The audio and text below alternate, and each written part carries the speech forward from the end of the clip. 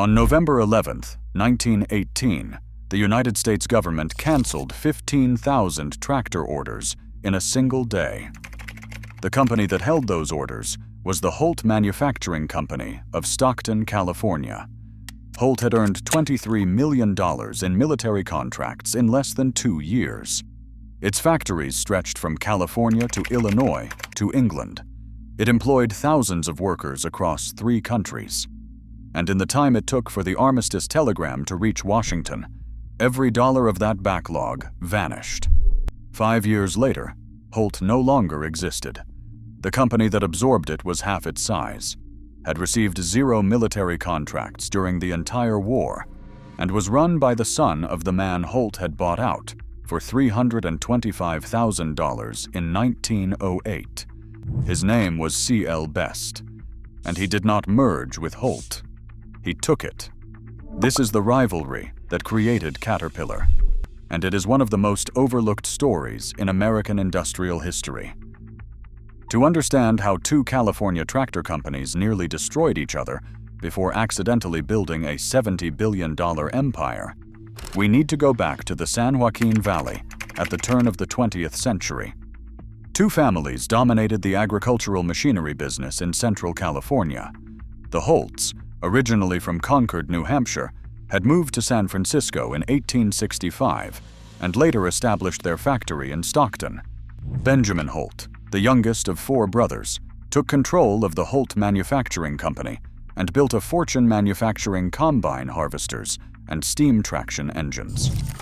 The Bests, led by patriarch Daniel Best, operated out of San Leandro near Oakland, building steam-powered agricultural equipment of their own. Daniel Best was born in Ohio in 1838, moved west during the lumber boom, and held 42 patents by the time he turned 60. Benjamin Holt held 47. Their machines served overlapping markets, and both companies built their equipment for the same customers, working the same soft peat soil of the Sacramento-San Joaquin River Delta. The peat was so soft that conventional wheeled tractors sank to their axles. That problem would define both companies and ultimately fuse them into one. The 2 families competed for decades without serious conflict. Their relationship was collegial. Daniel Best even licensed some of his combine harvester patents to Holt. That changed in 1904 when Benjamin Holt bolted redwood planks onto a steam tractor chassis and demonstrated the first practical crawler track system on Thanksgiving Day, November 24th, in a peat field on Roberts Island near Stockton. The machine was designated Junior Road Engine Number 77. A company photographer named Charles Clements, watching the tracks through his inverted camera lens, told Holt that the machine crawled just like a caterpillar. Holt reportedly answered, "Caterpillar it is. That is the name for it."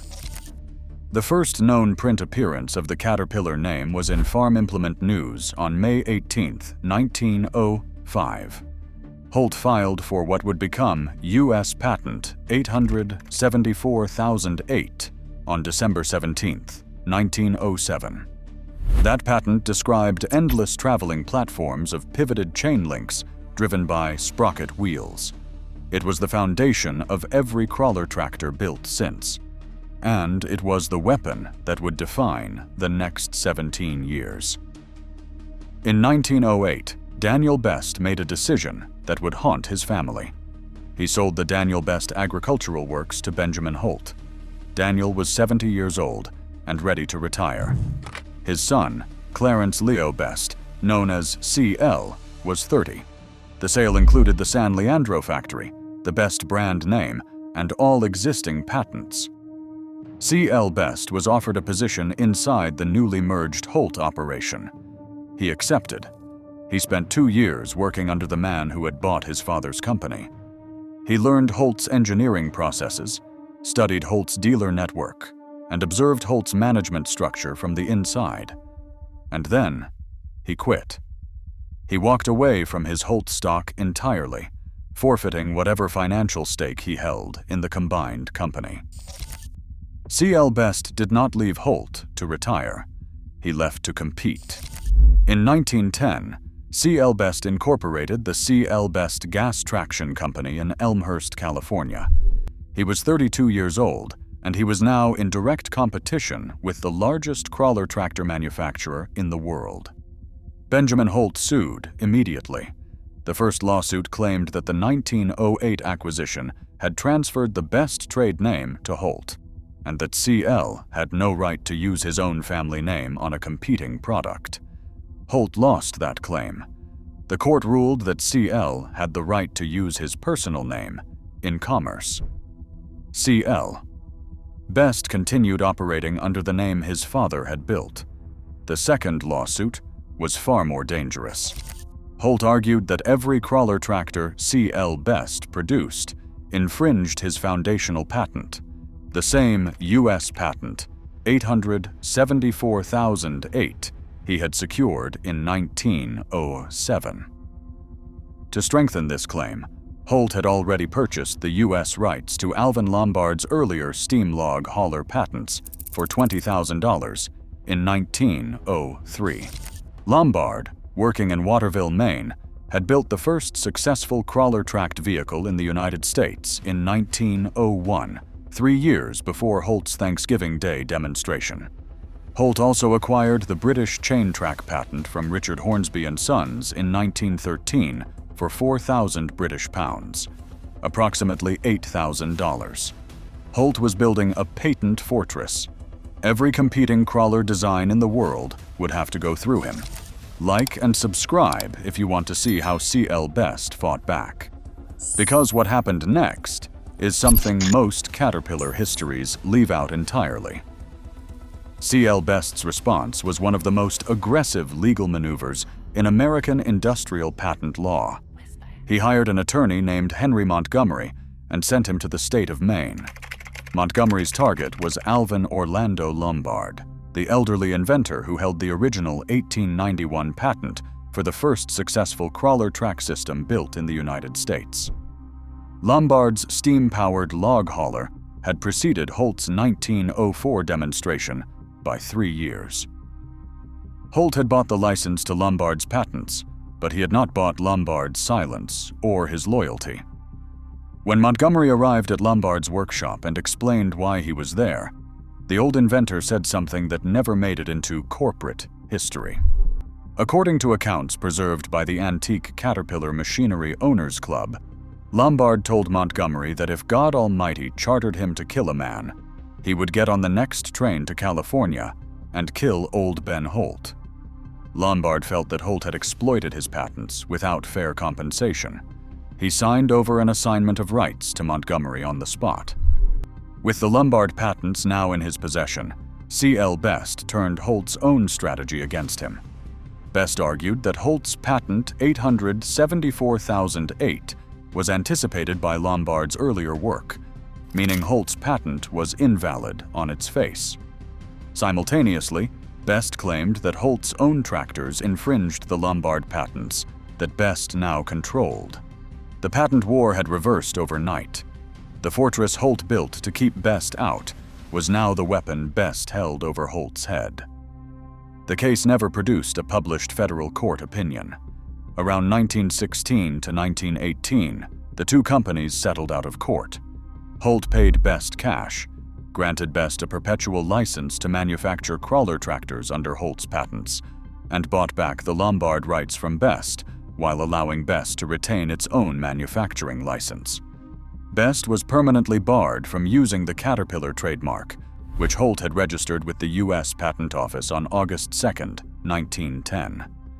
The single published federal case referencing the combined Holt-Lombard patent portfolio is Parody versus Caterpillar Tractor Company, decided by the Seventh Circuit in 1931, which noted the expiration of those letters' patent on April 5, 1927. The settlement did two things that shaped the rest of this story. First, it recapitalized C.L. Best's company with Holt's cash. Second, it allowed Best to purchase the old Daniel Best San Leandro plant in mid-1916. A San Francisco bond broker named Harry H. Fair, partner in the brokerage firm Pierce, Fair & Company, arranged the financing for that purchase. Fair would appear again at the most critical moment in this story. The combined legal fees for both sides over the course of the 17-year patent war totaled $1.5 million, roughly $27.5 million in today's money. The patent settlement did not end the war. It simply moved the battlefield from the courtroom to the showroom floor. Both companies now had legal clearance to manufacture crawler tractors, and both companies went after the same dealers and the same customers with open aggression. C.L. Best displayed his track layer at the 1915 California State Fair, prompting another round of legal threats from Holt. Best dealers and Holt dealers competed for territory across the western United States. In the San Joaquin Valley, the rivalry was personal enough that equipment operators chose sides. Frank Cornell, one of Best's early dealers, later told Caterpillar historian F. Hal Higgins that during a pre-war demonstration in Los Angeles, every tractor manufacturer on the coast was represented. But Cornell said that the Best camp recognized only two competitors at any show. Holt was the enemy, and Best was the answer. The rest did not matter. That attitude defined the rivalry from the dealer level up. There was no middle ground between Holt and Best territory. You sold one or the other. You never sold both. While the lawyers fought, the engineers competed. The head-to-head comparison between the Holt 75 and the Best track layer models is the technical core of this rivalry, and it explains why Best's machines ultimately won. The Holt 75, designated Model T8, entered production in 1913 and remained in the catalog until 1924. It used Holt's M7 four-cylinder valve-in-head gasoline engine with a bore of 7.5 inches, a stroke of 8 inches, 1,412 cubic inches of displacement, and 75 belt horsepower at 550 revolutions per minute. Drawbar output was approximately 50 horsepower. The machine weighed between 23,000 and 23,500 pounds. It ran at 2 miles per hour under load through a 2-speed transmission. Steering relied on a front tiller wheel combined with track clutches, but without track brakes. This meant the operator had to physically wrestle the tiller wheel while simultaneously managing clutch levers, with no hydraulic assistance of any kind. Total production of the Holt 75 across Stockton, Peoria, and the Ruston Proctor factory in Lincoln, England, reached approximately 4,620 units. C.L. Best's answer was the Best 75 track layer, also introduced in 1913.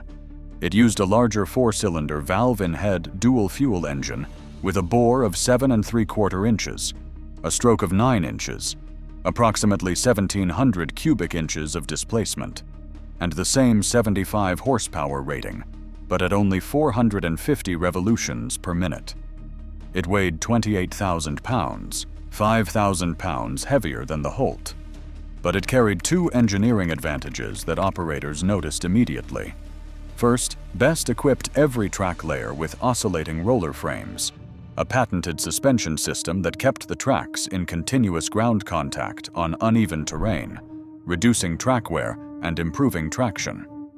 Second, Best used differential steering instead of the tiller wheel and clutch arrangement that made Holt machines physically punishing to operate through a full shift.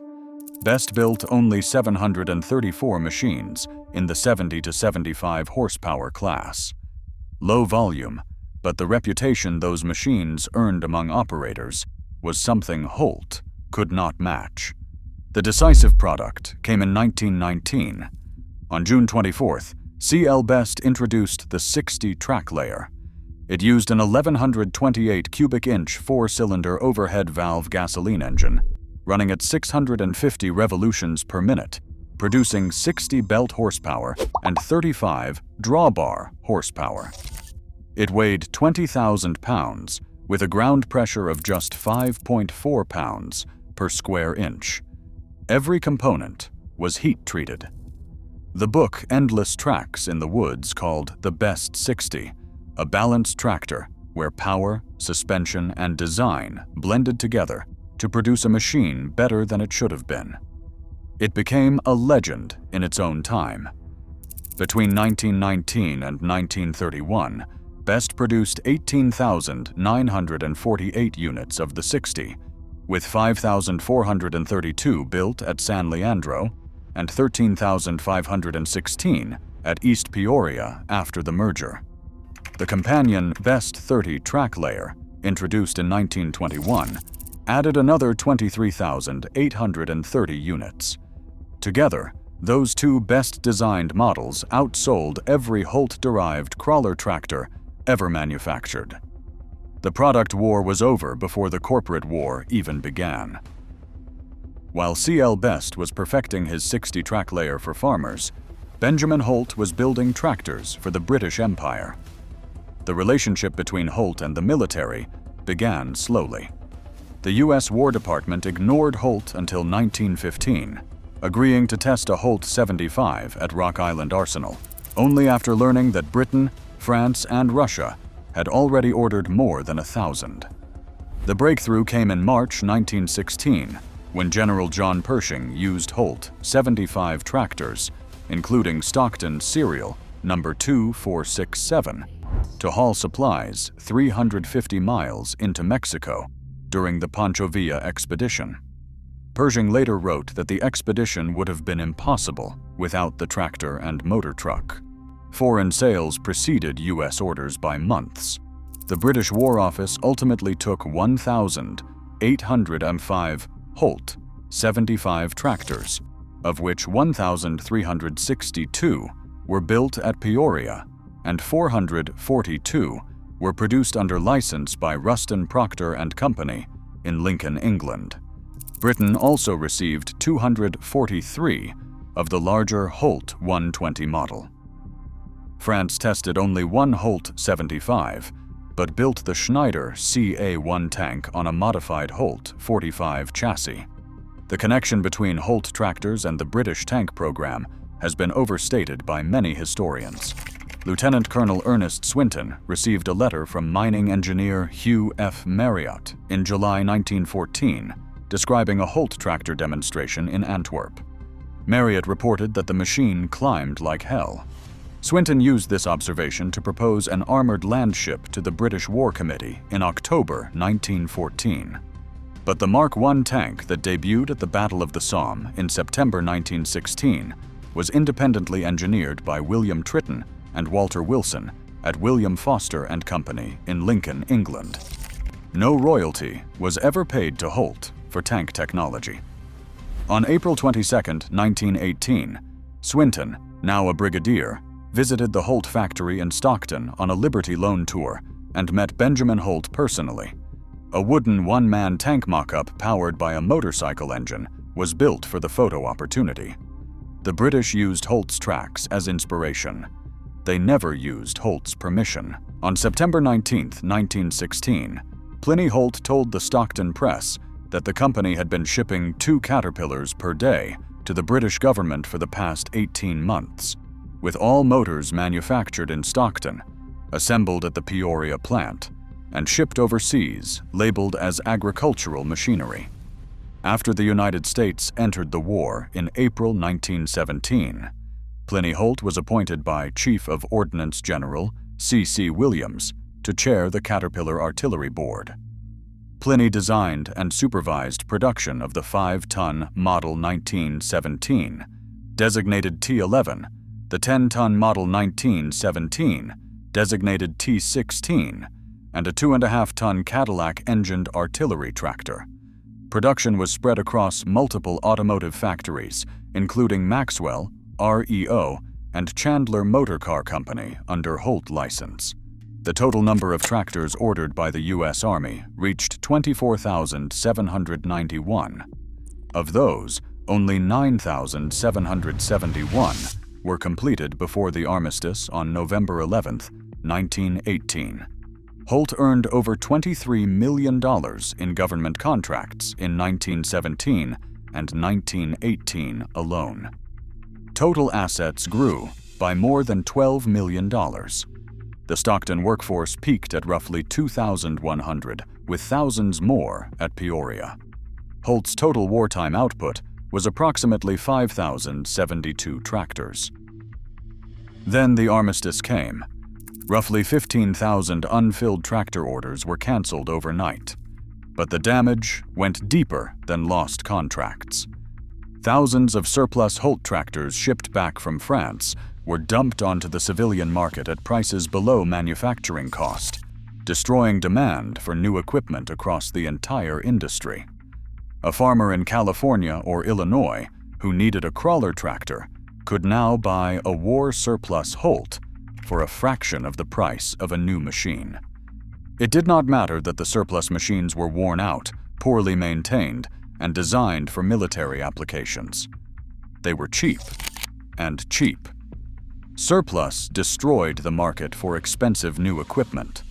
Holt was competing against its own tractors, machines it had built and sold to the government at a profit, now being resold by the government at a loss. Holt was left with militarized 5-ton and 10-ton machines that needed complete re-engineering to sell to farmers. These single-frame steel chassis, with 3 speed transmissions and 1,200 RPM engines, were designed for pulling artillery across mud, not plowing furrows in San Joaquin Valley peat. And Holt had no small agricultural tractor in production to compete with the Fordson, the Hartpar, or the Best 30. The war that made Holt rich had also made Holt irrelevant to the only market that still had money. Like and subscribe. We spent weeks pulling the financial records behind this rivalry, and what happened next involves a death, a hostile banker takeover, and a bond broker who held both companies' secrets. C.L. Best had received 0 major military contracts during the entire war. Instead, Best had secured a federal allocation of steel for civilian tractor production. When the war ended and Holt's military pipeline vanished, Best was the only crawler manufacturer in America with a product line designed for the customers who were still buying. During the post-war agricultural depression of 1920 to 1921, when farm equipment sales collapsed nationwide, Best's sales rose nearly 70%. The market advantage that mattered was not a $23 million government contract. It was having the right machine on the right dealer's lot when the only buyers left were farmers. On December 5, 1920, Benjamin Holt died at a Stockton hospital. He was 71 years old. Contemporaries described a month-long illness of unspecified cause. His death detonated what was left of Holt Manufacturing's leadership structure. The company's principal creditor was Bond and Goodwin, a Boston investment bank that had financed Holt's wartime expansion. With Holt dead and the company deep in post-war debt, Bond and Goodwin's representative, a banker named Thomas Baxter, demanded the presidency. According to the Antique Caterpillar Machinery Owners Club, Baxter threatened to ruin the company unless he was made its president.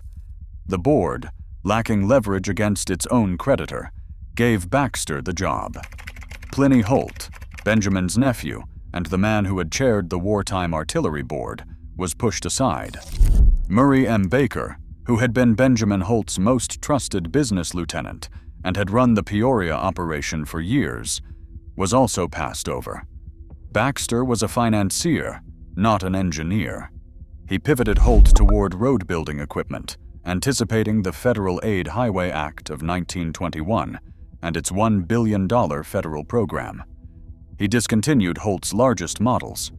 He slashed the workforce from roughly 3,500 employees to 1,500 between 1921 and 1925, devastating morale at both the Stockton and Peoria plants.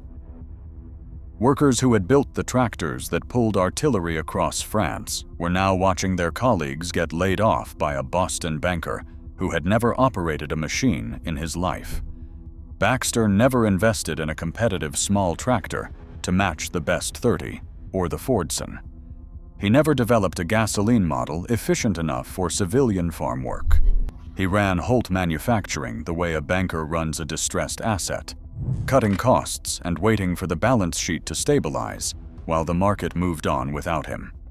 The dealer network, built over decades by Benjamin Holt and Murray Baker through personal relationships with farmers and contractors across the western states, began to erode.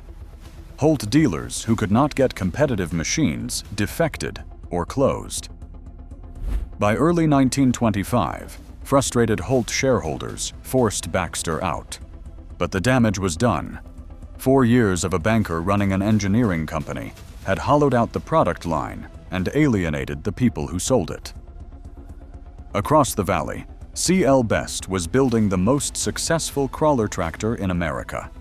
The Best 60 outsold every Holt model by a widening margin every quarter. Best's dealer network was expanding into territories Holt had once dominated. Best's factory in San Leandro was running at capacity, and Best had a financial advisor that Holt did not. His name was Harry H. Fair, a partner in the San Francisco bond brokerage Pierce, Fair and Company. Fair sat on Best's board of directors, held significant Best stock, and had personally arranged the financing when Best reacquired the San Leandro plant in 1916. When Holt's shareholders, desperate for new capital after forcing out Baxter, approached Pierce, Fair and Company for financing, Harry Fair found himself in an extraordinary position. He was now looking at the financial statements of both companies. He understood Holt's debt structure. He understood Best's cash position. And he understood something neither board had admitted publicly. Both companies were spending themselves to death fighting each other. Duplicate dealer networks covered the same territories. Duplicate engineering staffs designed competing versions of the same machine. Duplicate patent attorneys filed motions against each other. Duplicate sales forces called on the same customers. The rivalry was consuming capital that neither company could afford to waste. Fair made secret overtures to Pliny Holt and Murray Baker, proposing a consolidation. Pliny, exhausted by years of Baxter's mismanagement and the slow erosion of his uncle's company, agreed. Baker, who had watched the Peoria operation decline from the inside, agreed. The two men brought the rest of the Holt board around. On the other side, C.L. Best had every reason to refuse. His company was winning. His machines were superior. His balance sheet was stronger. But Fair showed Best the math. A consolidated company with one dealer network, one engineering department, one patent portfolio, and both manufacturing facilities would dominate the global crawler tractor market within a decade. A continued war would bleed both companies, while Fordson and International Harvester circled overhead, waiting for the survivors. C.L. Best's dealer, Frank Cornell, recalled the personality that drove the Best company during this entire rivalry. During a pre-war demonstration in Los Angeles, Cornell pleaded with C.L. that the clutch was burning and the machine could not finish the deep gang-plowing run against a Holt competitor. C.L. Best, the man Caterpillar later called the Henry Ford of the track-type tractor, shouted in Cornell's ear above the engine to keep the machine going. Cornell used language that corporate historians later replaced with the phrase expletive deleted. They finished the run. The clutch was destroyed. They won the contract. That was C.L. Best. He did not build the biggest machines. He built the machines that finished the job. Like and subscribe. The final chapter of this rivalry is the merger itself, and the product line verdict that followed tells you everything about who actually won. On April 15, 1925, the shareholders of both companies approved the consolidation. The deal was structured as a reverse acquisition. The smaller, financially stronger C.L. Best Tractor Company, the surviving California corporation, absorbed the larger, debt-crippled Holt Manufacturing Company. The combined entity was renamed Caterpillar Tractor Company. The name came from Holt. Everything else came from Best. C.L. Best became chairman of the board, a position he held until his death on September 22, 1951. The presidency went to Raymond C. Force, Best's longtime attorney, chosen as a neutral figure acceptable to both factions. Murray M. Baker became executive vice president and served on the Caterpillar board for more than 40 years. until 1957. Pliny Holt remained on the board, but no longer held operating control. Thomas Baxter was gone. The product line told the real story of who won this war. Caterpillar launched with 5 tractor models. 3 came from Holt: the 10-ton, the 5-ton, and the 2-ton. 2 came from Best: the 60 and the 30. Within 3 years, every Holt-derived model was discontinued. The 10-ton and the 5-ton were dropped in 1926. The 2-ton was dropped in 1928. Both Best models survived into the early 1930s and became the engineering foundation for every Caterpillar crawler that followed. The first tractor, designed entirely by the merged company, the Caterpillar 20, entered production at San Leandro in October 1927. It was built on Best engineering principles, using Best-style undercarriage geometry and Best-derived suspension. The factory consolidation played out over 5 years and reshaped the industrial geography of Central California and Central Illinois. Tractor production left Stockton immediately after the merger.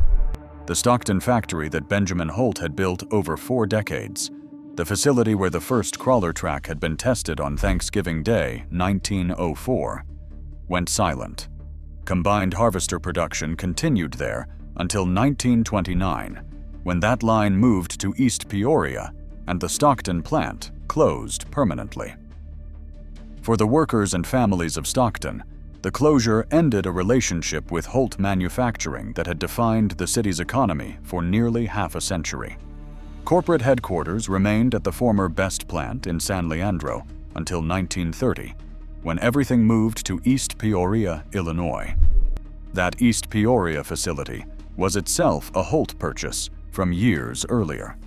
Pliny Holt had bought it in October 1909 from the bankrupt Coleon Manufacturing Company for a $50,000 promissory note on a facility whose replacement cost was roughly $450,000.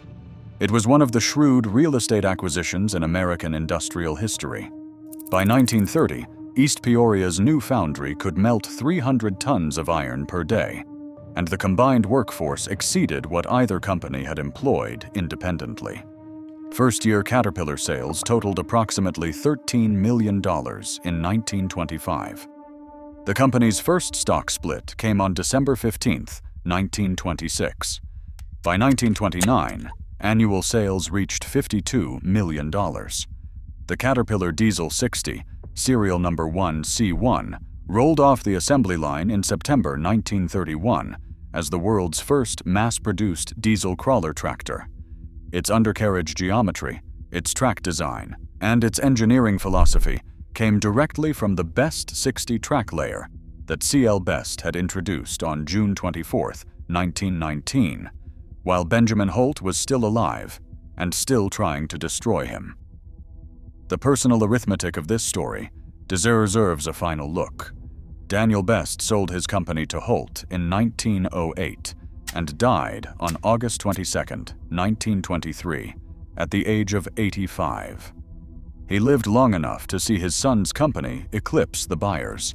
C.L. Best, the man who was forced to surrender his stake in his own family's business, who worked under the buyer for 2 years before walking away, who bought back his father's factory with settlement money from a patent war he was supposed to lose, who was excluded from every military contract during the war, and who watched his rival earn $23 million in government money while he scraped for civilian steel allocations, became the chairman of the largest crawler tractor manufacturer on Earth. He held that title for 26 years. The Caterpillar name belonged to Holt. Benjamin Holt registered the trademark on August 2, 1910.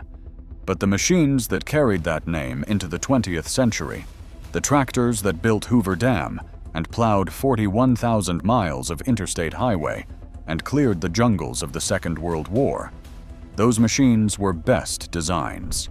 Every D-Series bulldozer Caterpillar has sold for the past century traces its undercarriage geometry back to the San Leandro factory, where a 32-year-old walked away from his father's stolen company and decided to build something better. Caterpillar went on to become the most dominant force in construction equipment history. By 1929, just 4 years after the merger, annual sales had reached $52 million. The Diesel 60 of 1931, the machine that killed the steam engine in construction, was a Best platform tractor with a diesel conversion that C.L. Best himself had authorized as chairman. When R.G. Letourneau walked into Caterpillar's Peoria headquarters in 1937 with his rubber-tired scraper proposal, it was a Best legacy company that rejected him. When Caterpillar supplied 70% of all Allied earth-moving equipment during World War II, every track-type tractor in that fleet descended from the Best 60 and Best 30. The company that builds the machines today, a $70 billion corporation headquartered in Irving, Texas, still carries the name that a Stockton photographer suggested in 1905. But the engineering bloodline runs through San Leandro, not Stockton, through C.L. Best, not Benjamin Holt. The brand that survived belonged to the loser. The headquarters that won belonged to the company being absorbed. The CEO of the combined enterprise was the man whose family business had been bought out 17 years earlier. And the lesson, if there is one, is that in capital-intensive industries facing demand shocks, the firm with the better balance sheet and the better product, not the bigger brand or the bigger factory, dictates the terms of survival. Like and subscribe for more stories about the men and machines that built the world. We cover Caterpillar, Holt, Best, Letourneau, and every forgotten giant of the construction equipment industry, right here on Construction Legends.